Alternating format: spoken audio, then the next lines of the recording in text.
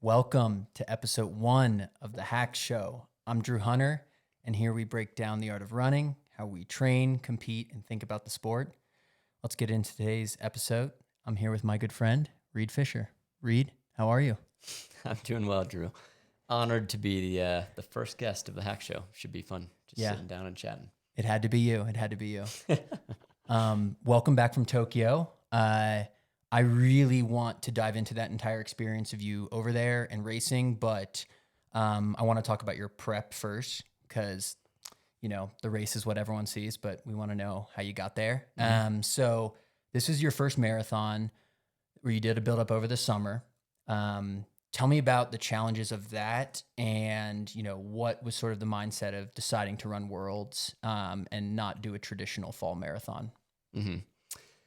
Yeah, I mean, to your point, like it's a traditional marathon season. You often run a build up that starts like around the new year, and then you race in the spring, and then you take the summer off, and then you build up kind of starting oftentimes like mid-July to early August until a fall marathon major, and then take the holiday season off, and it's just sort of rinse and repeat. So it's very cyclical and predictable. But with World Champs, it happens close to a full month before most of the other domestic fall options, at least here in the States. So yeah, definitely a departure from my normal schedule. And here in Boulder, I think a lot of people assume that because we're up high, it doesn't get very warm. But as anyone who's been to Boulder in the heat of the summer can attest to, it definitely gets hot up here. So yeah, a bit of a change in how I approach the training block, and also with Tokyo being quite warm in and of itself for the race. Like I knew I kind of wanted to suffer in the heat during the build. So I'd say the biggest changes were sort of like seeking out the heat rather than doing everything we could to avoid it, which is more typical if you're training for like Chicago or New York City. You kind of can count on a cooler forecast, so you don't have to train at 9 a.m. on a day that's going to get up to 100 degrees. You can kind of just get out early and knock it out. So that was a change. And then honestly, just the scheduling was kind of a change. I didn't find out I was running in Tokyo until probably roughly Memorial Day. So it's almost like your summer is starting. So you've made all your plans. And as you know, my wife, Christine, is a school teacher. So she gets her summers off. So we always joke on the team that for like a month every summer, I go on my annual trip to Mars or Jupiter and just disappear off the face of the earth for a few weeks. And so we sort of had to scale back our usual summer of travel and going to see family and taking trips ourselves. So just kind of working around that and restructuring a summer that we kind of already had in place was, I guess, a challenge in and of itself. But on the whole, yeah, the build went well and it was fun to do something different. And, I think, again, I found out close to Memorial Day and it was just kind of a fun surprise. I really hadn't been keeping super close eyes on the Road to Tokyo list and where I fell on that compared to the other Americans. I sort of just expected to line up for another fall major and call that good and do that sort of rinse and repeat cycle.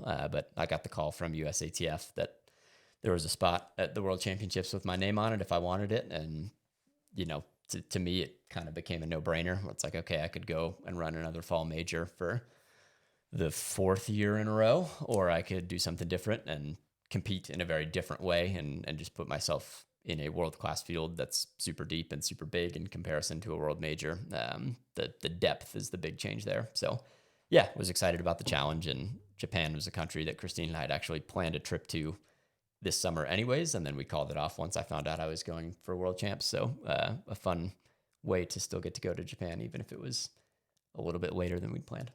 Love that. So I took this right from your Strava because I want to unpack it a little bit. This is a quote from you: 4 mile, 3 mile, 2 mile with 1 mile float rest between reps. Felt quite heavy today, but my trailing 7 days is at 127 miles, which I believe is a lifetime high. So not shocked I didn't have much pop. How do you balance running a lot while trying to maintain quality of your workouts? And do you and Joan talk about this beforehand? Is it we have one day that we're really focusing on to, feel good? Or is it I just going to feel really crappy this entire marathon build and hope that on race day from the taper and everything, I feel great? Mm-hmm. Yeah, I mean, I think it's mostly we map things out when we sit down. Coach Hunter and I will sit down and basically kind of roadmap what we want the build to look like in like a best case scenario before every marathon build. And so a lot of times we kind of chat about what we've done in the past and what we think is maybe a weak point or something that I want to address as like a room for improvement sort of thing in my next build. So this build, one of our big focuses was just building mileage more than I have in the past. I've gotten really comfy at like 115-ish for probably the last year or so of my marathon training, like from New York in 23, I suppose, through the marathon trials, and then Boston this spring. All of that, I feel like I've been very consistently able to handle like 115s as a max, but we've just been doing more weeks at that rather than like, oh, let's see if we can push the peak higher. So now that I've gotten consistently able to handle week in, week out, kind of that 115 plus or minus range, we wanted to just push and see, can Reed run 120 to 125 for a couple weeks back to back and not have things go completely off the rails, whether it's from fatigue or from injury or a combination of the two. So I think that workout, like I said, was at the end of a big sort of block of training. And also, like I said, it's also was in the summer. So Christine and I had some plans travel wise that we just had already committed to once I found out. So that week was the tail end of a week where at the beginning of that 7-day cycle, I'd done a 25-mile long run back in Illinois at one of my family reunion events that we'd committed to ahead of the Tokyo build. And so I did that run in like 85 degrees and, effectively 100% humidity. And I was totally unsupported because I was just there with my family. So didn't have coach or anybody on the bike to come with me. So I had like a handful of gels and a handheld 16-ounce water bottle to get me through a 25-mile run. So that run cooked me. And then this workout that Strava caption is from is like 6 days after that. And it was insanely hilly. I remember you telling me about that I drove 40 minutes to get to a flat path. That's right, for that. Yeah. But yeah, the rest of my running there was super hilly. So that paired with the travel and then only 6 days of turnaround between the 25-miler in Illinois and this workout, which was in Boulder, was just a lot. Again, 127 miles with 2 24-ish mile days in there and travel and heat training, kind of just wiped me out, honestly. And that was, so like I said, Joan and I often will sit down and talk about the perfect plan that we want to execute. But almost always, as anybody who's training for any distance of race goes, like things don't go perfectly to plan. So you have to make modifications. So after this workout, I think we just let me chill pretty hard. Like I didn't change too much about my workouts per se, but I just dialed the paces back a little bit for the next week of training and just really doubled down on like the sleep, the hydration, the foam rolling, the nutrition, like all of the recovery pieces that I'd kind of been skimping out a little bit because of the travel. And then I was able to sort of dig myself out of the hole. Yeah, that makes a lot of sense. Yeah, it's weird because as a track athlete, when I get to my key workouts, I have to feel good because we're running, race pace splits, and it's really, it can kind of get in your head if you're like, if I can't run this in practice. But marathon training, it's so much about just that entire 12-week build and knowing that, okay, like I can never really replicate the race here. But, and so it's a lot of trust, and it's been cool to see you and Joan work together and just know that like this will come together on race day. So that's always been something that I really appreciate. And, well, it's almost the opposite, right? Like for you, it's like, oh, I have my biggest workout of the season. I need to be feeling the best that I have all season. Whereas for the marathon, it's like, oh, I have my biggest workout of the build. I want to feel as trashed as I can going into that because that's going to be what simulates the race in the same way that like for you, you have to hit race pace to simulate your race. Yeah. It's like for me, I have to hit race pace while dead in the water, super fatigued, a ton of fatigue in the legs, and still be able to be like, okay, just shut it all off, let your mind go to work and still find roughly 5-minute pace. So it's just you kind of flip the script between the track and the roads a little bit. Definitely. You mentioned the travel. You had a lot of travel during this build up just because, it's the first time you've done a build over the summer. Your wife's off work. And so you want to, balance, good family time, but also training. What was unique about Tokyo is it was your first marathon that you've done overseas, but not just overseas, basically across the world. Yep. When you started to think about like booking travel, what was your plan with that? And what did you ultimately do? And what was the thinking behind that? Yeah. I mean, for sure. Definitely a little bit like not nerve-wracking, but nerve-wracking to be like, okay, this is the first time you're going to go race a full marathon overseas, and you just sort of have to trust that the routines that you've set in place for marathons that are closer to home are going to translate, even though you're 15 hours ahead and your body's working through the jet lag and all of that. So with that in mind, I knew I wanted to prioritize getting to Japan as early as reasonably possible.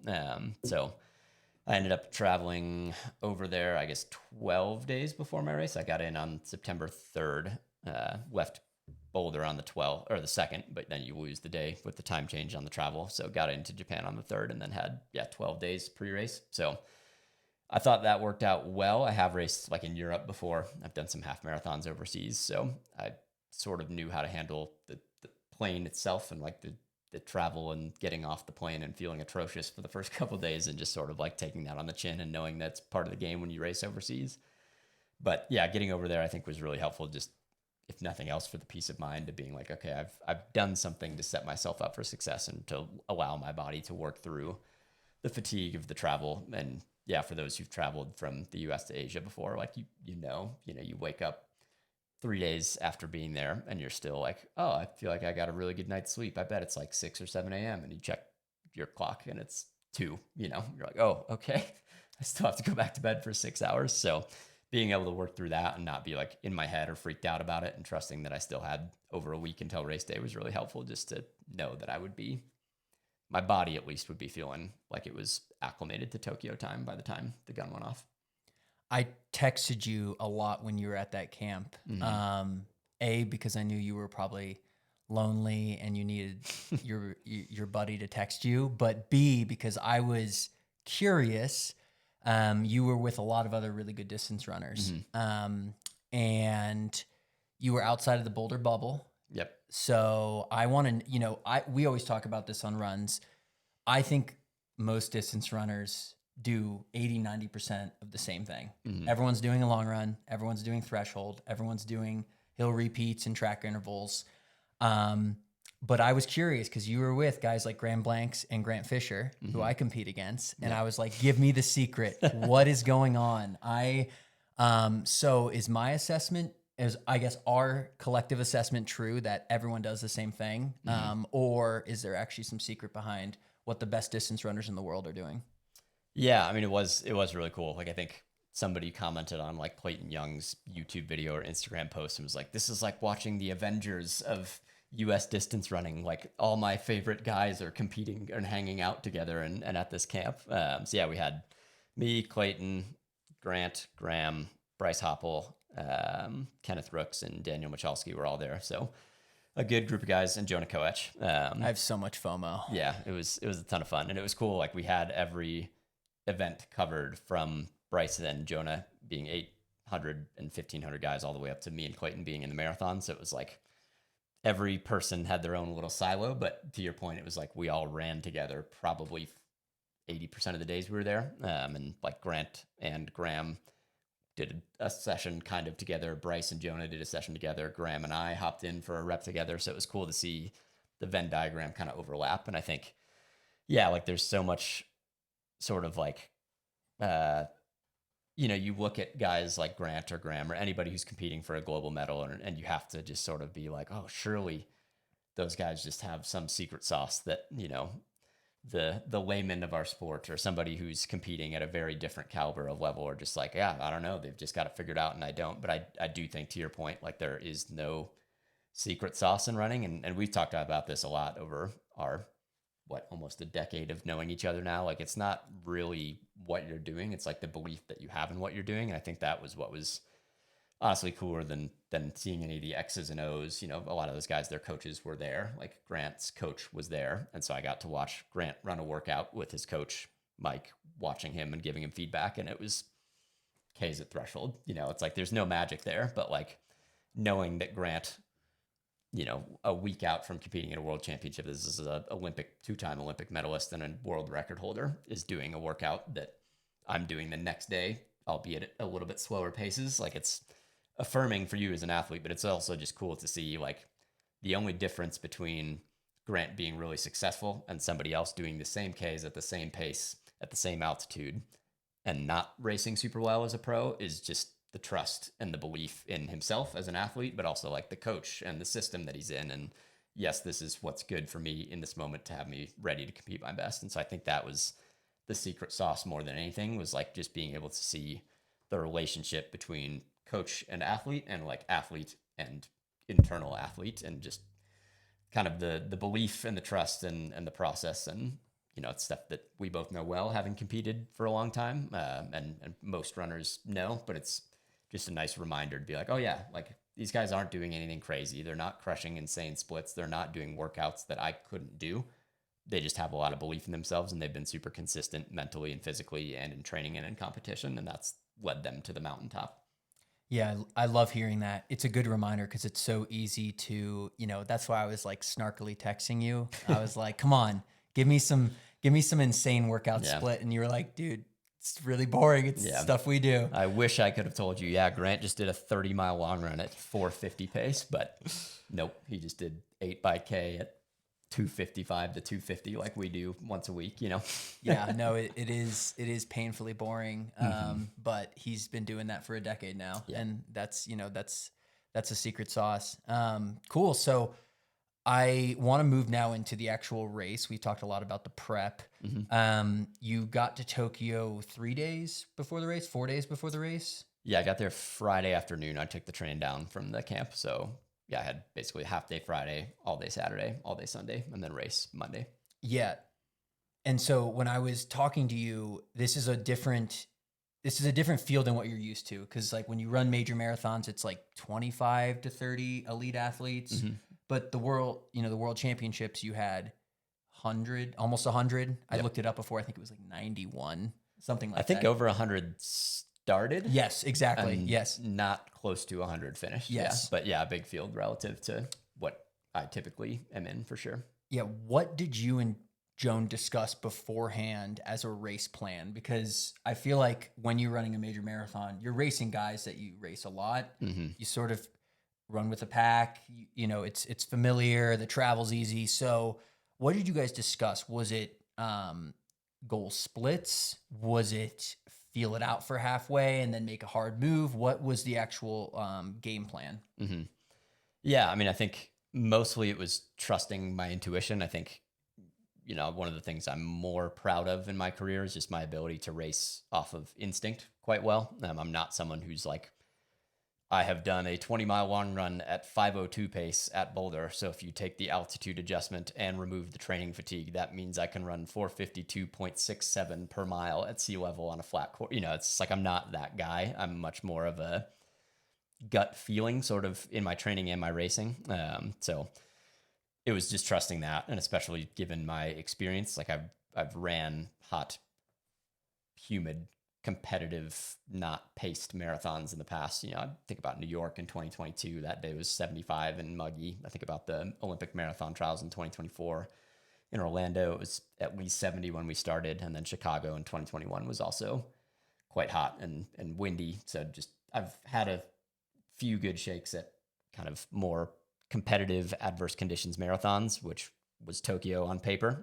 So I think for me, it was just trusting that I could execute a similar race plan to what I did in the trials, New York and Chicago, all of which I finished in the top 10, despite being ranked well outside of the top 10. So yeah, I think it was just trusting what I've already proven I'm capable of. And so we didn't really obsess too much about like, okay, this is your speed limit. You can't go through half faster than this. It was more just find that red line and sit just below it, no matter what that means from a pace standpoint. Like we didn't care if I ran 520s if that felt right. We didn't care if I ran 455s if that felt right. And it ended up kind of landing right in the middle of the two. But yeah, just, I mean, we knew also just with the size of the field, like I kept telling myself, this is going to be like an NCAA regionals 10K. You know, it's like you've got 48 guys on the track and 12 of them make NCAAs. The first at least half of that race, it doesn't matter where you're at, just find a good position and don't worry about the moves that are being made, because none of it's going to decide the race. And that was sort of my MO,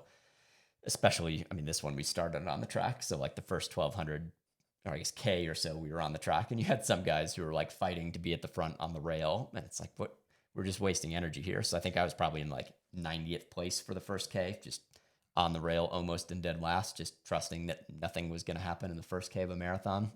So yeah, I was just being patient and again, just trusting my gut and my racing instincts and treating it honestly, yeah, more like a cross country race than, a Chicago marathon where you're super dialed in on a time and a rhythm. It was just go out, feel good, and try and beat guys.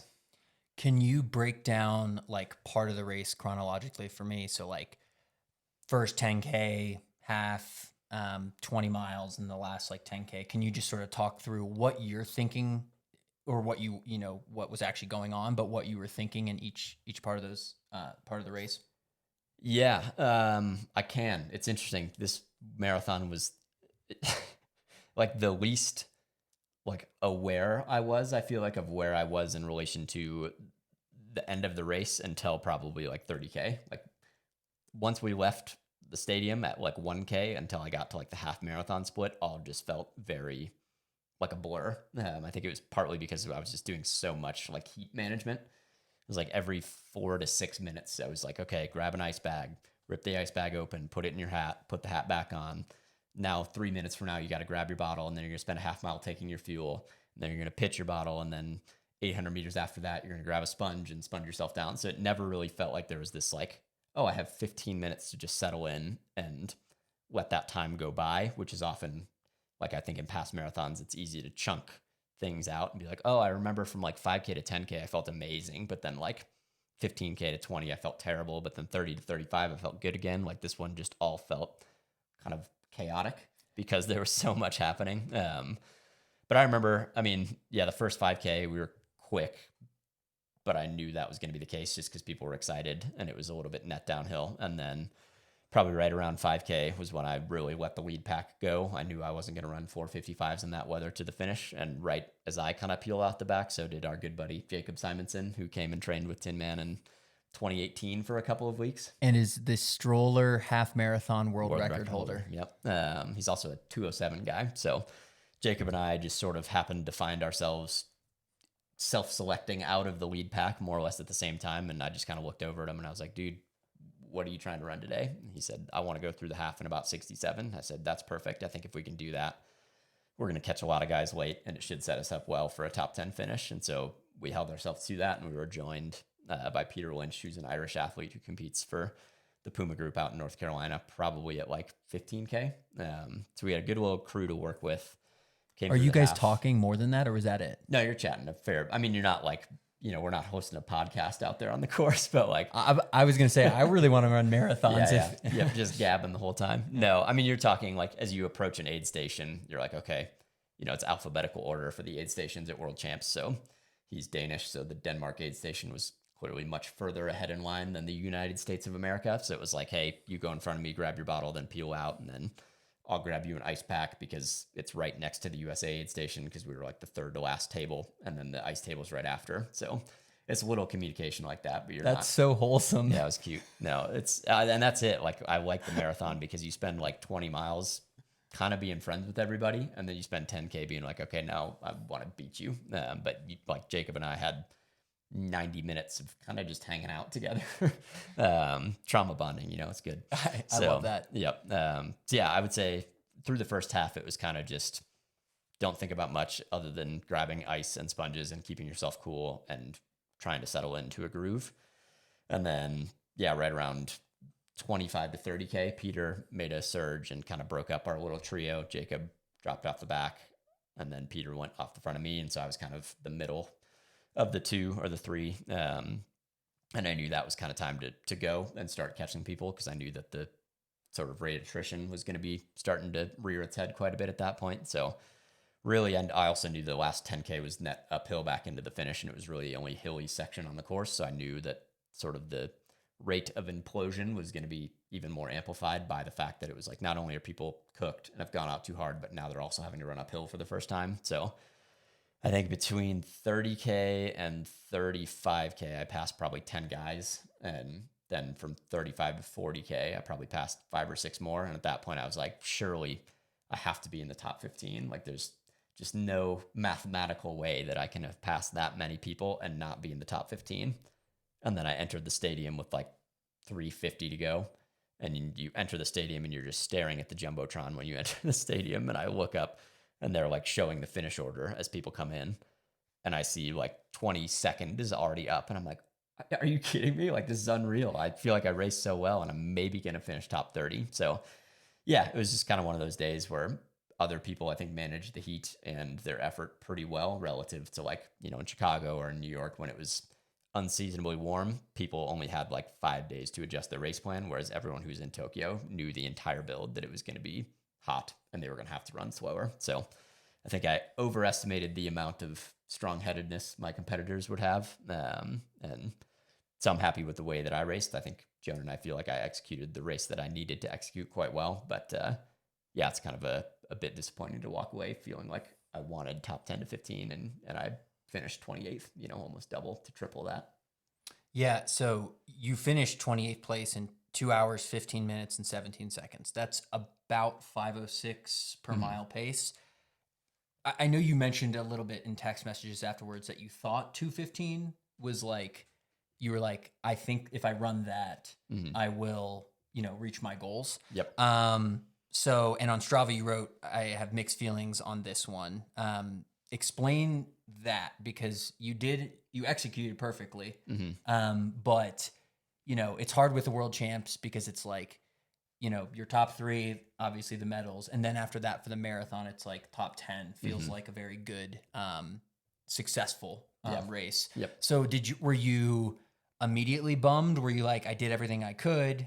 Just talk to me a little about post right when you finish. What are you feeling? Yeah. I mean, I think honestly, all 3 of the American men felt pretty similarly. Like, all of us walked away being certainly a varying degrees of disappointed. Like, I know Clayton really wanted to medal and he was 9th. And so to be, you know, again, triple as low as he wanted to be, right? He was 3rd from 9th. I was 10th, 28th from 10th. So similar levels of, you know, oh, I missed my goal by X amount. But, you know, I know for Clayton and me and CJ, like, all of us went into that thinking, like, if there's a real bloodbathy kind of day here, like, any of the 3 of us could snag a medal. And you look back at like historical evidence of that, you know, there's proof of concept there that like American men just tend to weather the storm a little bit better maybe than some of the international athletes do. I don't know if that's just the way that we train or got the USA on your chest. Yeah, or maybe it's a point of pride. I don't know what it is, but you know, you see guys medal at world champs when they shouldn't, or be top 10 at world champs when they shouldn't, or for me being top 10 in hot days like Chicago and New York when I patently shouldn't have been on both of those days. So I think all of us were just ready to sort of be licking our chops at 10K, and instead none of us really were. You know, Clayton was probably feeling like, okay, maybe there's a chance I can still medal with 10K to go, but I think he was also starting to yo-yo a little bit, especially by 35 to 40K certainly. And then CJ, I think he started fading roughly halfway. And so for him, it was just like, I just got to get home from 30K onward is probably, I would imagine, how he felt. And for me, it was like I'd kind of finished catching people by 35K. And then it was a big gap between what was ultimately like the remnants of the lead pack and then the chase pack that I'd worked my way all the way through. So yeah, I mean, certainly there's a level of disappointment there. Like, you know, as any competitive athlete knows, like, you set a goal and you come short of that goal. Like, it's always disappointing, especially when you pour 3+ months of energy, physically and mental, and just trying to build the confidence up, and, you know, sacrificing time with friends and family and doing things that you could otherwise be doing. Running is at times a very privileged job and gives us a ton of flexibility, but other times, like, you still gotta, you know, you don't get PTO. You still gotta go and run your workout or do your long run or go for your easy run when it's the last thing you want to do, or when you have a family commitment or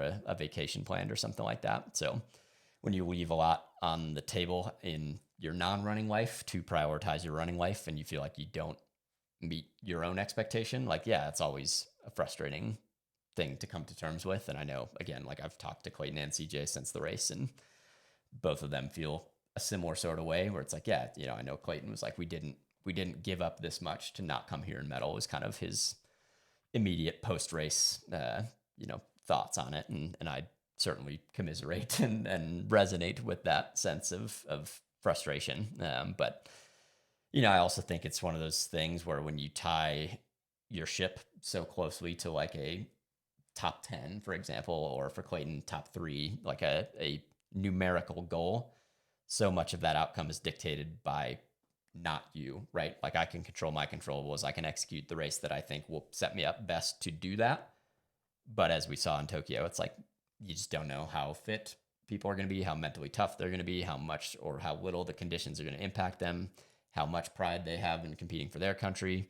If they've got people there screaming at them that are going to be a great motivator, or if they're there totally by themselves and they're overwhelmed by being in a foreign country, like all these things come into play in different ways for different people. And, you know, that's sort of the brutal nature of our sport, right? Like so much of our results are very binary. Like you either succeeded or you did not based on the goal that you set for yourself. And that's what's tricky is like I can feel very proud of the effort that I gave and the race that I executed, but I can also recognize that there's disappointment in only being 28th. But then on the flip side of the coin, it's like Chris Lundstrom, who's the coach of Minnesota Distance Elite, and he and I have known each other for years and years. He was the men's distance coach for USATF at the World Championships. So he was helping coordinate all our bottles and, oh, Grant, you got to be at the track at this time. Bryce, you're this time. So he was just very helpful from a logistical standpoint, but he saw me after the race and probably could tell just body language wise that I was a little bummed. And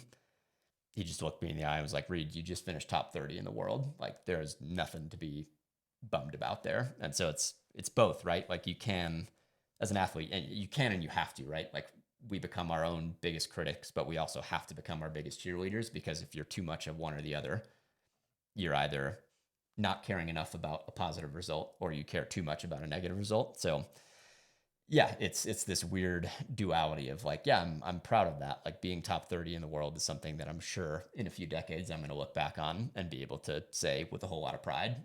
But when you're still in the prime of your career and you're only finishing top 30 in the world when you wanted to be top 10, it still feels like a bit of a bummer relative to what you'd spent months sort of visualizing and manifesting and hoping for.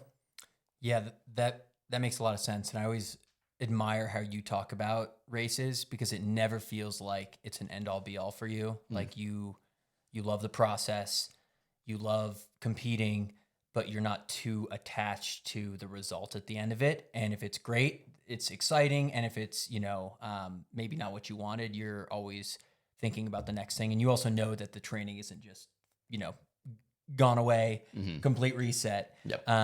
But that's actually, it's a very unique situation now, because you're running another marathon in a few weeks. Yep.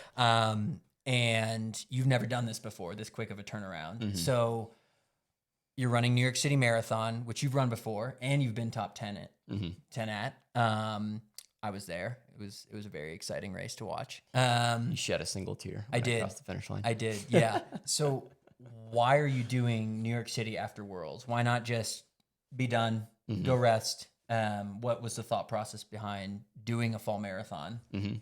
Yeah. I mean, I think we're just seeing people sort of like push the envelope more and more. I think a lot of times, when you look back a decade ago, kind of pre-super shoes and pre-people having more screws loose than maybe we have now, it was just like, well, I will run a fall major and then I will disappear for 2 months and go get a beer belly and play golf. And then I will get back into shape over 16 weeks and run a spring major and then rinse and repeat the process, disappear for 2 months, not run, not train, get my beer belly, go get my 18 holes in, and then summer rolls back around and it's time to start the fall major over again. And I think whether it's chalked up to super shoes or us being more motivated or us training smarter or having more recovery tools at our assistance now than we used to, or people being greedier and not wanting to turn down paydays, whatever you want to chalk it up to, some mix of all of that, I'm sure.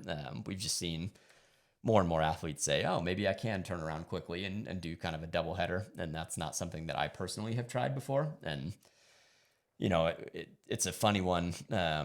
From a financial standpoint, you leave a lot on the table to run world champs compared to a Chicago or a New York City. If you just focus on one of those races, there's no appearances or bonuses or anything like that tied to world champs for most athletes, unless you have a contract and you medal. That's basically the only way you're going to get paid to run a world championship.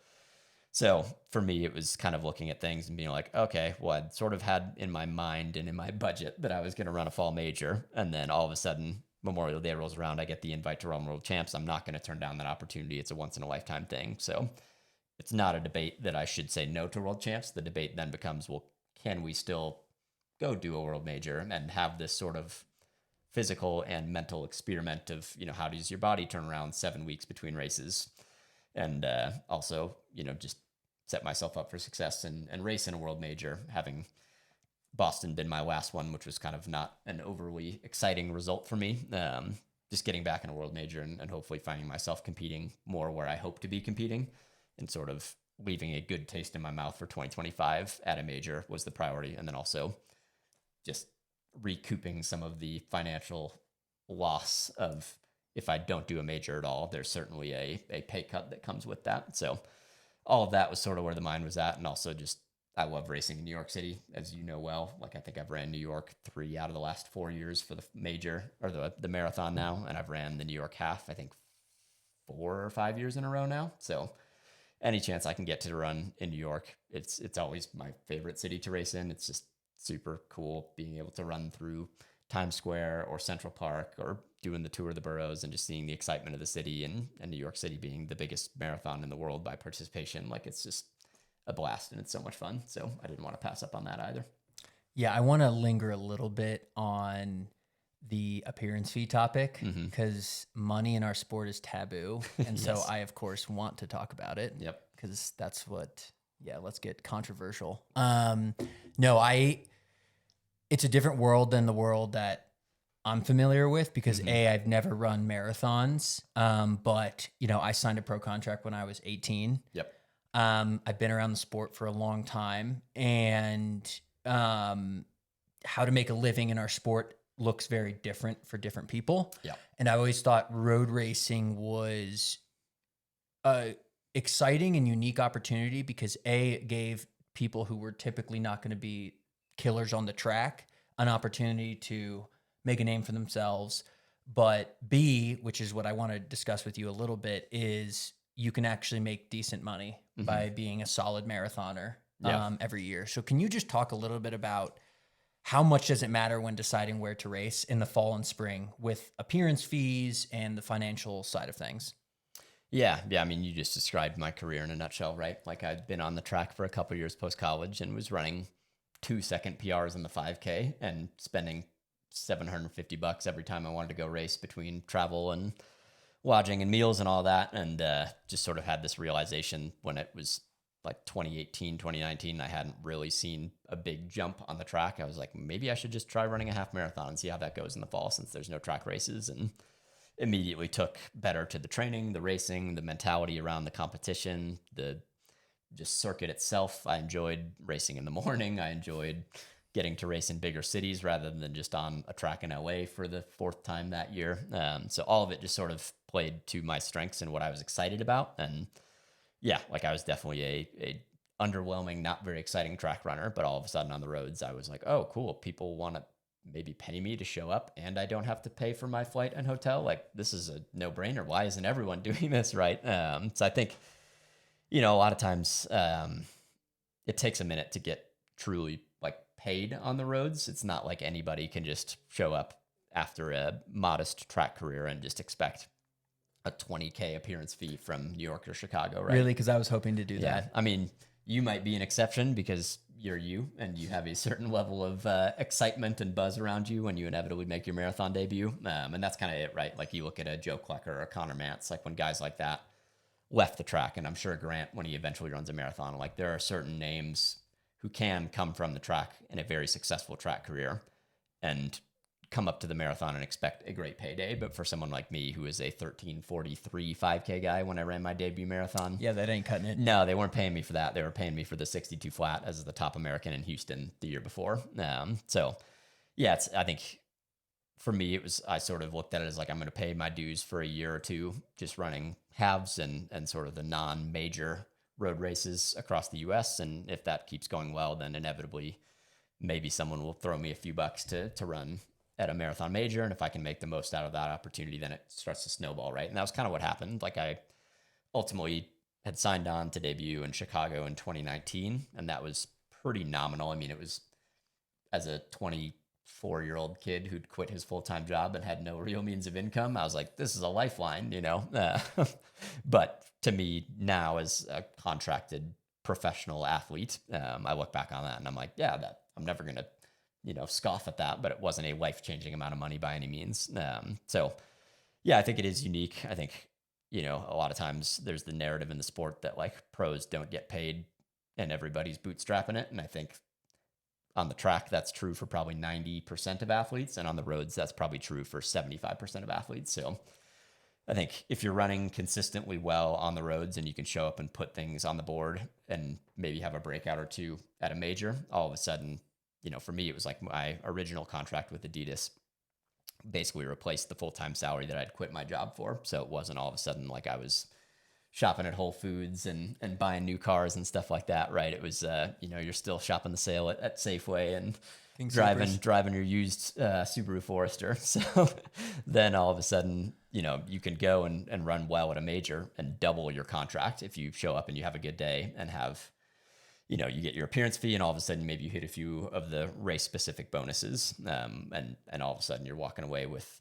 a nice almost salary for a year. And that's what's really special about the marathon and why I think it takes a special type of athlete to be competitive consistently at world majors. And so that's why, I think, a lot of people are just, it's kind of like the steeplechase on the track. I feel like a lot of people look at the steeple and they're like, oh, I have to run my 10K pace over barriers and I can make a world team. Like that sounds pretty easy, but then you go and do it and you get punched in the mouth and you're like, oh, it was not as easy as I thought. And I think a lot of people have that mindset with road racing where they look at a half marathon time and they're like, okay, I did a 10-mile tempo in training at 450 pace and now I have to go race at 442s to run a 62 flat half. Like that doesn't sound that hard, but then you get out there and it's just such a different style of racing from the track that it takes a learning curve. And to do that consistently, I think is definitely a skill you have to hone. And fortunately, because I went to the road so early, I've had a lot more runway to learn that skill than some people who wait maybe until they're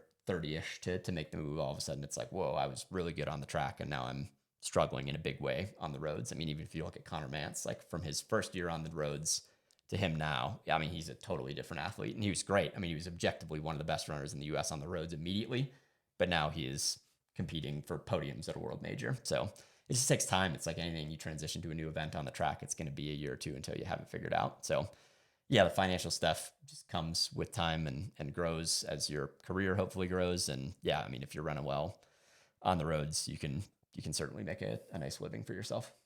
Yeah, I have two thoughts that came to mind when you were talking about that. I remember when I first signed my pro contract, there was like a I don't know, a Flow Track or Runner Space article, and it was like, I can't remember his name, but it was like so and so made $400,000 in prize money on the road this year, and I was like, what? Yeah, I was like, what am I doing? And he was like top 5 in marathons and everything, but it was just like that type of money and track prize races is very, very different. Yeah.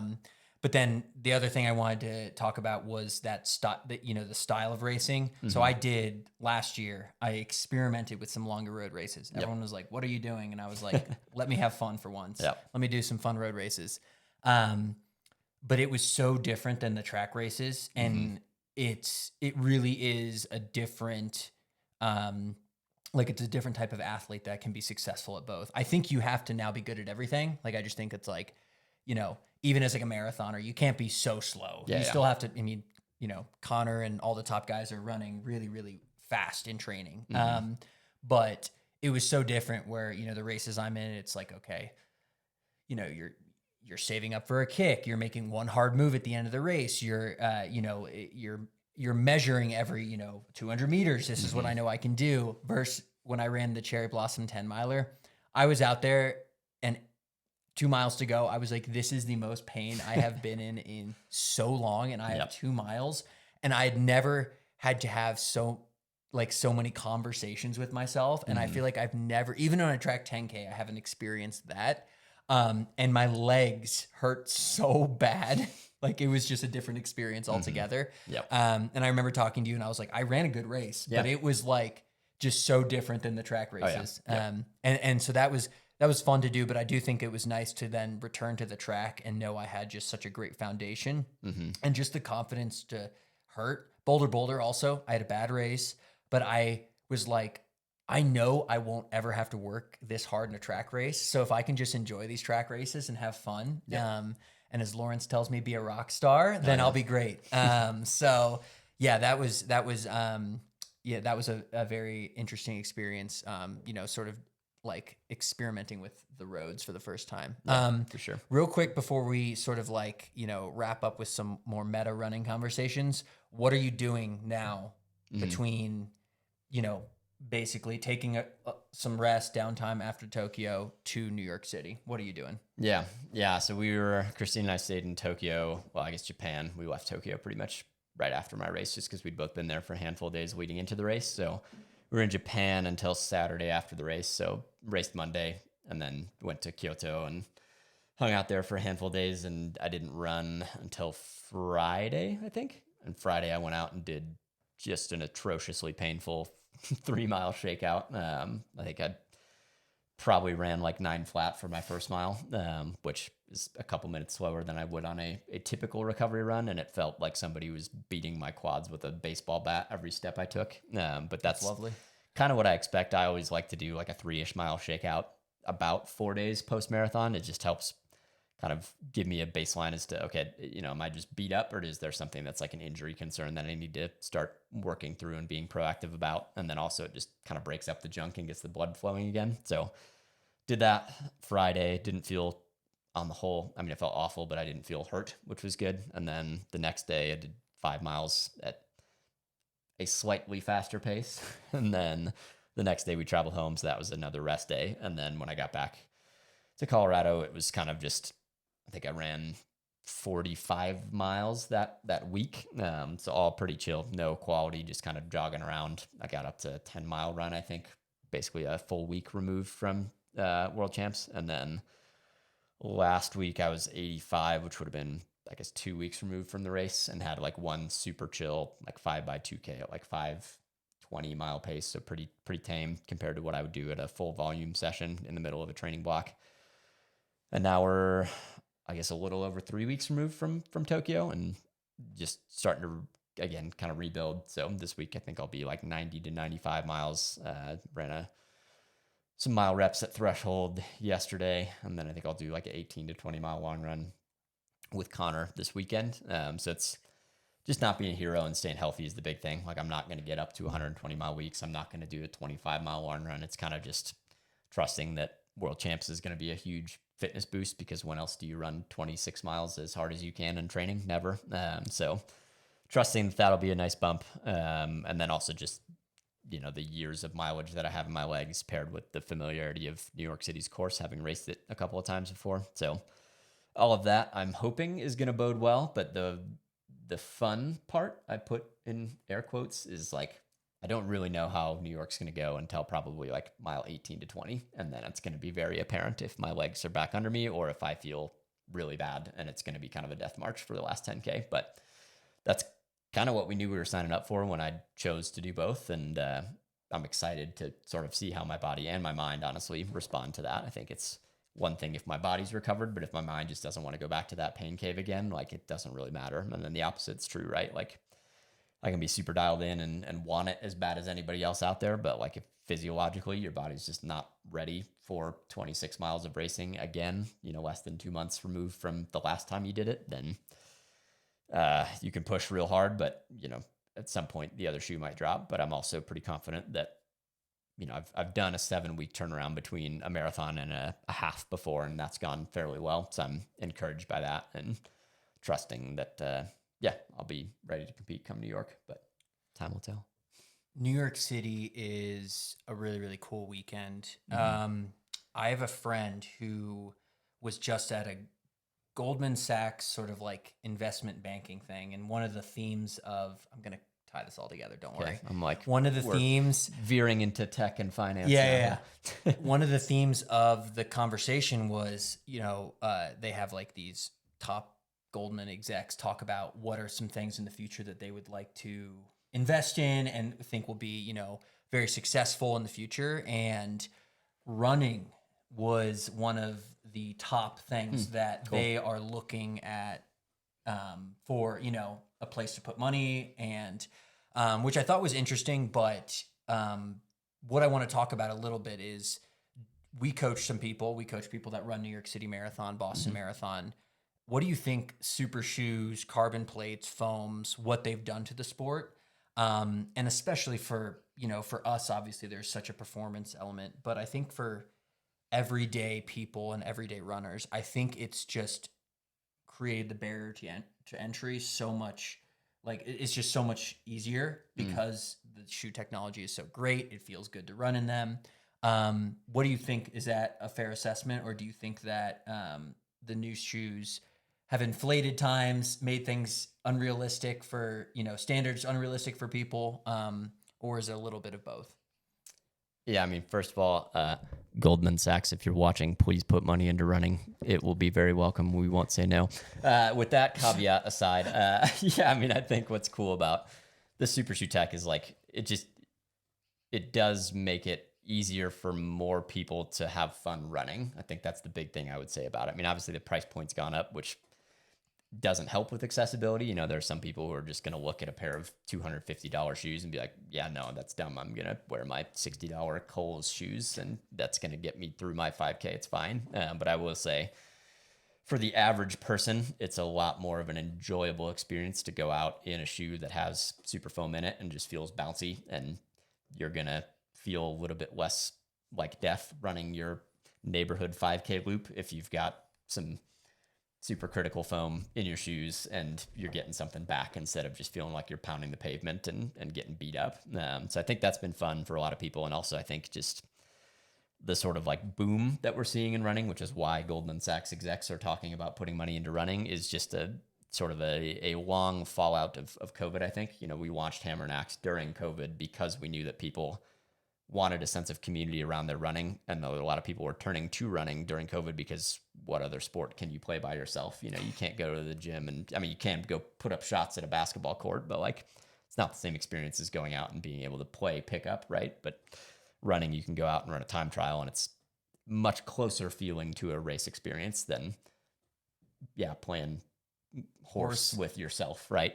So I think, yeah, a lot of people found running during the pandemic because it was an outlet for them to be able to exercise through quarantine and everything. And then people all of a sudden had the opportunity to race and compete and sort of have fun with the fitness that they'd built during COVID. And all of a sudden we've seen this big boom, right? Where it's now kind of the cool, trendy thing to be a runner. And I think that's really cool and it's really important. And I think a lot of brands are catering the new shoes that they're coming out with around providing just like a fun experience that encourages people to get out their door. And I think that's been the big shift. It's honestly, I think the racing shoe technology, we're seeing some progress, but certainly when we look back to like the origin of the super shoe, that was like a revelation. And I don't think we've seen anything that's revolutionary since super shoes became a thing. I mean, we have, right, Asics and Adidas, we have the Metaspeed Ray and the Evo 2, which are the lightest two racing shoes on the market. And that's been probably the biggest technological breakthrough since the super shoe emerged.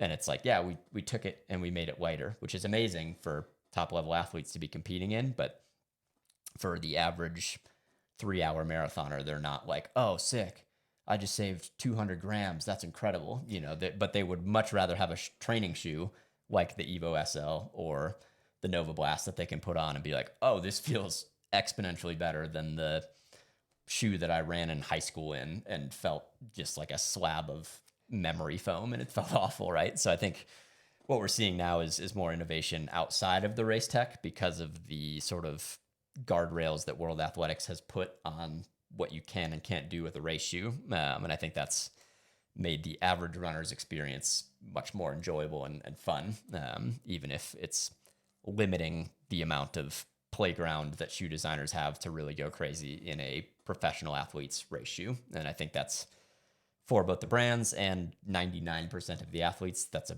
better investment. And I think it's like, yeah, you can go tip of the spear and we've seen brands do that and be really successful. But I also think if you can win the everyman runner and have those people in your shoes, that is just as valuable, if not more so, as having the world champion in your shoe or the Olympic champion in your shoe, because it's right? It's like you need both to a degree. Like you want the guy who's going to his run club and looking around and sees a cool pair of shoes and says, hey, where'd you get those? And he says, oh, they're these. And then he goes out and buy them. But you also want the woman who's going to watch Paris Jepchirchir win the world championship marathon, look down at her feet and say, oh, there's 3 stripes on that.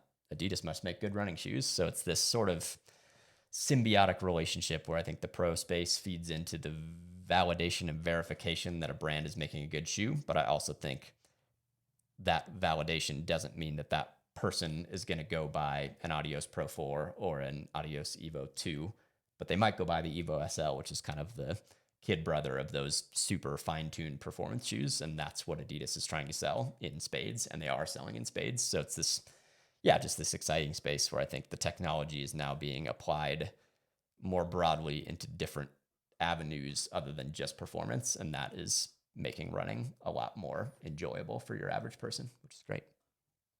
I went on Strava, and I won't say their names, but I pulled 3 of the top U.S. men's marathoners, and this is how much they ran in a week. 130 miles in 6 days, 124 miles in 6 days. I'm sure you can guess who those are. I think I can guess who all of these people are. And 151 miles in 7 days. These are the top men's marathoners. So my question for you is, does a guy like me who can't run that much stand a chance at ever running a good marathon? I'm really putting you on the spot here. Yeah, I mean, I think so. It's kind of what we started this conversation about with talking about Grant and Graham and the other athletes that I was at the training camp with, right? Is like, it's not necessarily the X's and O's and what you're doing. I mean, obviously, to a degree, it is. Like, if you're going to run 20 miles a week, you're not going to run 2:10 in the marathon. I can all but guarantee you that, right? But it's more about the why and the belief in what you're doing than it is about 130 versus 124 miles in a training week. Like, that difference is negligible and in the grand scheme of things irrelevant. So I think mileage is one of those things that I think gets talked about a lot, and rightfully so. It's one of the most important things you can consider in your training is volume. And I think, it's easy to look at my mileage graph on Strava as somebody who's a 3-hour marathoner and be like, well, okay, I'm only running 60 miles a week. That's why Reed's so much better than me. He's just able to run more. And there's truth to that, right? Like Brogan, one of our former teammates and someone who I have known since I was a freshman at Drake, and was kind of a mentor and someone I looked up to a lot early, told me a quote that stuck. Well, he said it. It is his quote, but said it to me when I was a freshman, and it stuck with me and definitely influenced my training philosophy at Drake for better and for worse. He was like, the best way to get better at running is to run more. And I think there's truth to that to a degree, but I also think there's, like anything, a point of diminishing returns, right? Like if I went out and tried to run 151 miles in 7 days as someone who's only topped out at 125, like I'm gonna get hurt. I'm either not running fast and just running 150 miles, or I'm getting hurt. There's just no other way to sort of work around that. It's just an objective truth. And I think the same is true for people who are running 60 miles right now, right? You can't just be like, oh, well, I'll run 80 next week and that'll make me shave a minute off my marathon time. It has to be this sort of intentional, thought out build. And I think that's something, having both coached marathoners, that we know. Most people who are runners are not unmotivated people. I would say most people don't need to be told to work harder. Most of the conversations I have with my athletes are, I hear you. You want to run 75 miles this build instead of 60 like you did last build. But if you do that, you're going to be chronically fatigued, injured, hate running, or all 3 at the same time. And none of that leads you to the race that you're after. So let's run 65. If the build goes great, we can top out at 70. And then once we've done that, then the next build, we run 70 and then we top out at 75. And so it's just this sort of delayed gratification. And that's where I think mileage is a little bit of a wolf in sheep's clothing. I think it's easy to look at those numbers and to me be like, yeah, I could run 151 miles in a week, but doing it versus talking about it is 2 very different things. And it's easy to just think, okay, if I can just run more, I'm going to get faster. But again, it's like, it's looking at the whole puzzle, right? Like, what's your quality looking like? What are your workouts?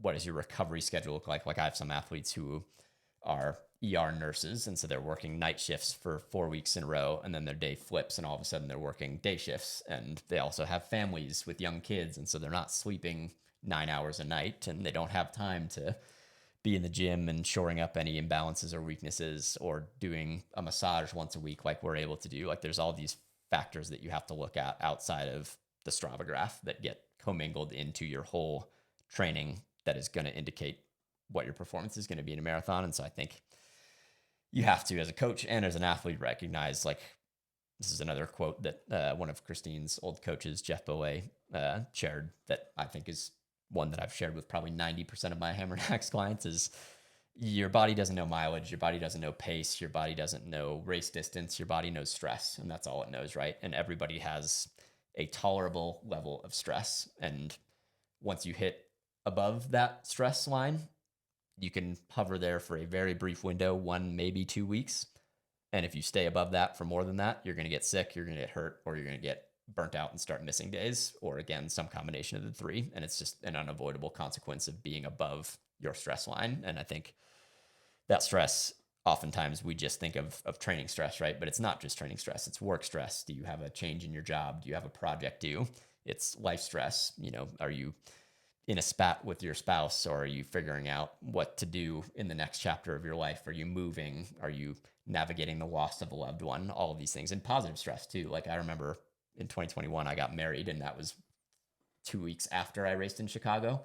And I was super excited about that, but I was still thinking about it a lot. And it certainly took some of my mental focus away from the race, even though it was a positive thing.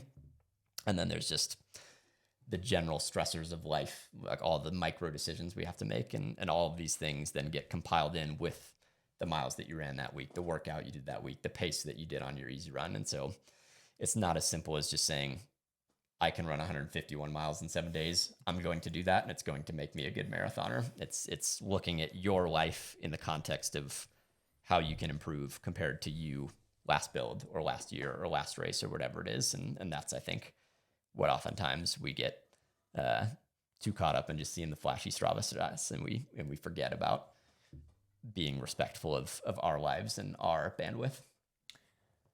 That's good. I'm off my soapbox now. There's hope for me. Yep. I think you can run a great marathon if you run 90 miles a week. I think you can run a great marathon if you run 120, because I believe in you, Drew. Thank you. Thank you.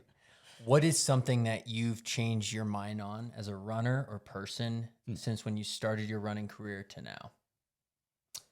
I feel like we probably have similar answers. I think when we were both younger, I think we both thought that there was, like, to a degree, like kind of one right way of doing things. I think you look around and you're like, I have it figured out. And anybody who doesn't agree with that is just wrong, you know, like whether it was the training decisions we made, or the races that we put on our calendar, or, you know, the amount of threshold work versus tempo work that you're doing, like all these things, you just have this sort of like very hard-headed belief that you've got it figured out, and the people who aren't in your camp don't. And I think as I've gotten older, and this is true in life too, right? Like I think about the decisions that I would make when I was 22 years old. I was like, if anybody disagrees, they're just, you know, they're just wrong. And as you get older and wiser, as they say, I think you just start to recognize that everyone's living very different lives, and people are going to make the decision that makes the most sense for them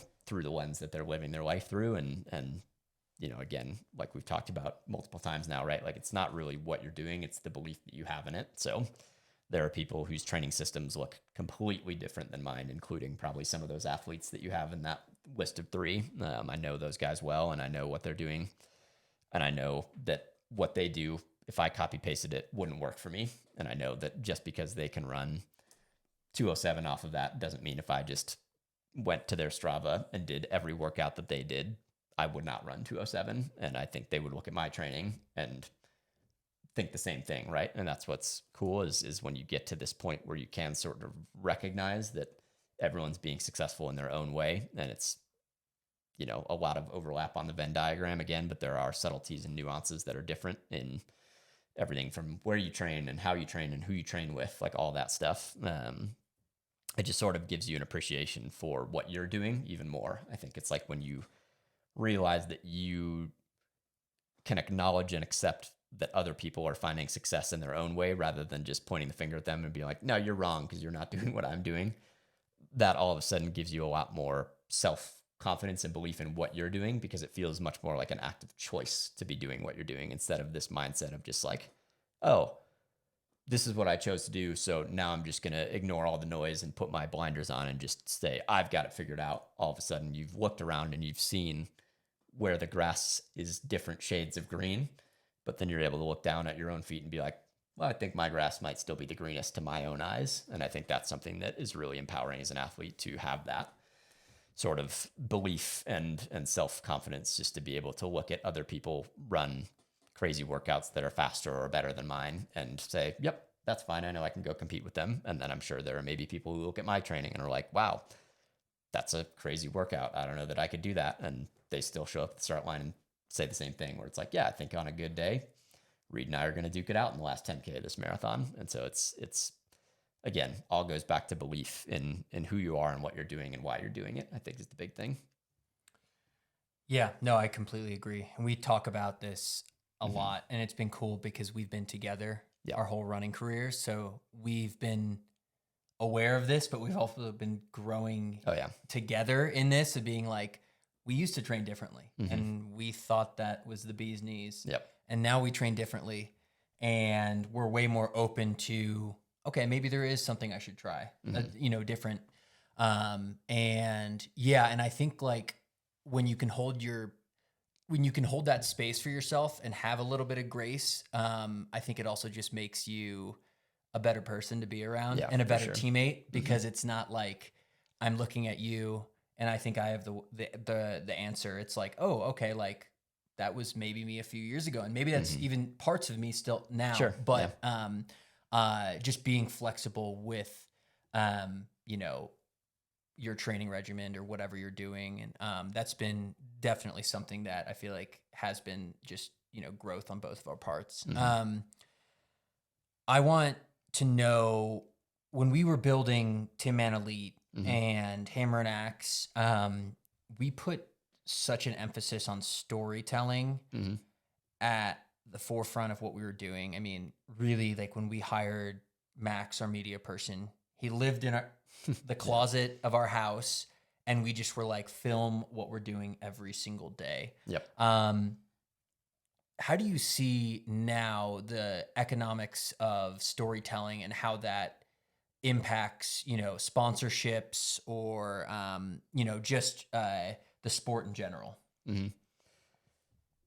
Yeah, I think it's a good question, right? Because I think we've seen so many people emerge into that storytelling space. And, I think what's been cool as somebody who has been a part of the foundation of Tin Man Elite and watched it grow through multiple iterations and looks and members of the team and coaches and media people and all of that, right? Like, you look around now and everybody's doing a great job of storytelling. Like there aren't too many teams at the pro level in the US who don't have some level of full-time media staff to do, whether it's workout videos or long form YouTube videos or just posting photos from a workout. Like pretty much everyone's doing it. And so now I think it's less a cherry on top for a sponsor and more of an expectation. And I know like in the early days of Hoka NAZ Elite, Ben Rosario was incredibly intentional about like every quarter he had his athletes compile all of their social media, like following account and engagement.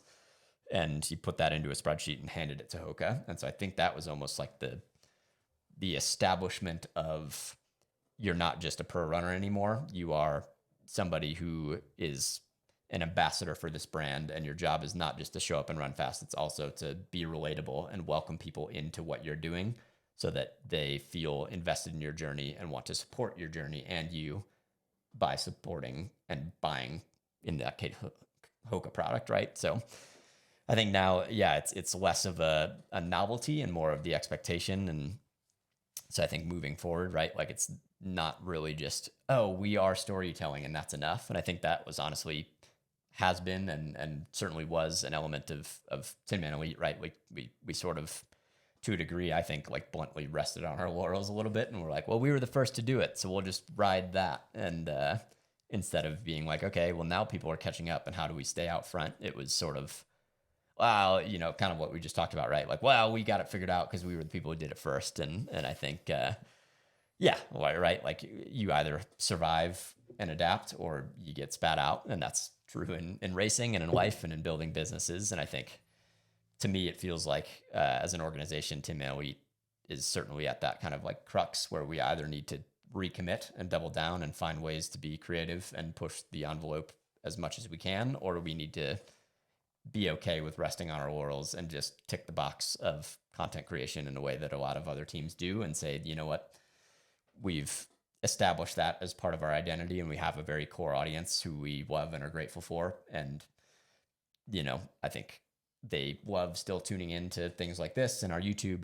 But, you know, how do we go out and garner a new audience? And I think that's where doing things like this, whether it's building our personal brands or the brand of Hammer and Axe or Tin Man Elite, or for you building your sort of brand for a portfolio for ASICS, your new sponsor, like all of that stuff becomes relevant still day to day. But I also think like you're seeing more and more brands starting to look toward two different silos, I would say. Like there's inspiration and there's aspiration, and there's relatability, and there's like the I can't do that, but it's incredible mindset. And I think pros will always fall into one side of that camp, which is the very much aspiration, where it's like, I could never be competing at a world championship, but seeing Reed out there in Tokyo doing everything he can to fight for every place inspires me to get out and go for my run, even if it's 10 minutes slower. And then you have the inspirational people who are the people who are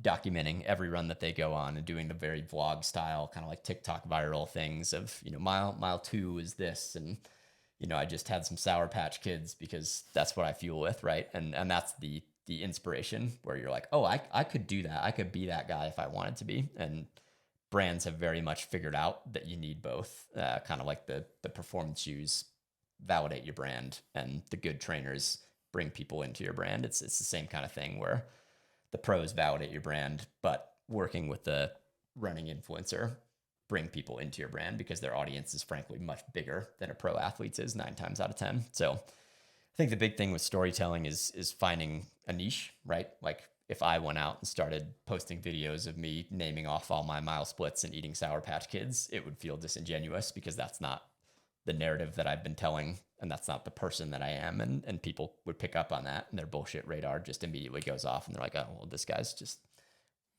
being a hack and trying to get into being a running influencer, even though he's not, and he's just a very good runner, and that's his thing. But I think for me, that means, you know, being myself and trusting that the things that I put out and the way that I tell my story and share my journey will be relatable to the people that I want to bring into my circle, and making an effort to do the things that I want to do, whether that's sitting down with you and having this conversation, or still trying to stoke the flames of the YouTube channel, or, you know, I went on and sat down and talked about Tokyo with Kofuzi, and we had a great chat about shoes and training and all of that. And you know, that's a lot more genuine and authentic for me than if I got the call from, you know, Joe Rogan to go on his podcast. It'd be like, well, sure, you want to talk about not running and whatever else comes to your mind. Like that doesn't feel quite like as much of a good fit as sitting down and talking with Mike about my shoe rotation, you know? So it's finding what feels authentic and genuine and leaning into that, I think, is the big thing, because there is so much good storytelling out there that if you're not being you, people are just going to go, well, that guy, yeah, why, you know, I'm not here for an actor, I'm here for a person. And so I'll just move on to the next thing. Yeah, I totally agree. Some of the people that I, you know, their content I follow the most, I was like, what do I like about all these people? And I was like, oh, they're just themselves. Yep. And that is, authenticity is the most attractive thing for me when it comes to like content and just, you know, what I really am sort of drawn towards. And it can be not even running related. I feel like there's a lot of people on YouTube I follow that are like into real estate or something, but they're just ridiculously funny on the, and themselves. And I'm like, this is something that I would love to sit down and watch for 20 minutes. Yeah. So I want to wrap up after this, but I want to share a personal situation about me at the moment and get your advice. Okay. So I have two kids. kids. Now therapy, huh? Yeah. So yeah, exactly. We run together every day. Yep. So I'm sure he'll see this one coming, but I have 2 kids at home. My wife stopped her career to support my running. I had a really solid year last year. I ran really well. But like we mentioned a little bit earlier, like track races don't move the needle financially as much as running well on the roads would. I'm at a crossroads where I am deciding if I should get another job or I should double down on my running and see that through, and in hope and pray that I'm rewarded for that financially. What do you think I should do? Obviously move to the marathon. No, I mean, I think that is, you saw it, right? Like if you can be on the roads, what, you won 3 or 4 races on the track this year? 5. 5, yeah. So, Actually, humble no. brag. No, that's not true. I think it was like 3 or 4. Yeah, and you probably made less in winning those 4 or 5 races than I made to appear at the New York City Half Marathon. It's not even close. Yeah. So that's where the trick is, right? It's like you have to look at what are priorities and maybe how you can get creative in your race scheduling, and that could be an avenue to pursue. But again, it's like also my appearance fee for the New York City Half is not enough to be like, the financial burden on my family is lifted. So yeah, I don't know. It's a tricky question, right? I think it depends if you're the dreamer or the realist, because the dreamer is somebody who looks at your situation and says, you have this golden period of time where you get to be an absolute master of your craft, and you have a finite window until your body does not allow for that anymore. So why would you jeopardize that window of time to go and make more money from something that might detract from that ability to feel like when your career is over, you can walk away with your head held high, being confident that you left no stone unturned?